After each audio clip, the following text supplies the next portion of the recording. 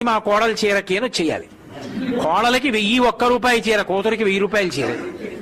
ఎందుచేతంటే తన శరీరం పడిపోయాక కూడా ఉద్ధరించేది కోడలు, తన వంశాన్ని నిలబెట్టింది కోడలు, తనని తాతని చేసింది కోడలు, తన జీవితంలో సమస్త సంతోషాలకి ఆలవాలం ఆ కోడలు.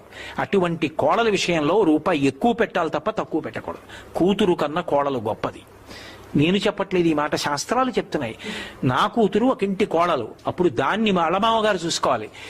వేరొకరి కూతురు నా కోడలు, అప్పుడు నేను చూసుకోవాలి అంత ప్రేమగా. తండ్రిగా నా కూతురి విషయంలో ఆ ధర్మం, నా కోడల విషయంలో ఈ ధర్మం తప్ప కోడల్ని పరాయిదానిగా చూడకూడదు. కోడల్ని బయటికి పంపించి ఇంట్లో మాట్లాడుకోవడం తప్పు. ఆమె మెడలో ఏనాడు నీ కొడుకు తాళి కట్టాడో ఆనాడే ఆ ఇంటి కష్టసుఖాలన్నీ ఆమెకి తెలుసు. అంతే. ఏది మాట్లాడినా ఆమె ముందే, ఆమెకి తెలియనిది ఆ ఇంట ఉండదు.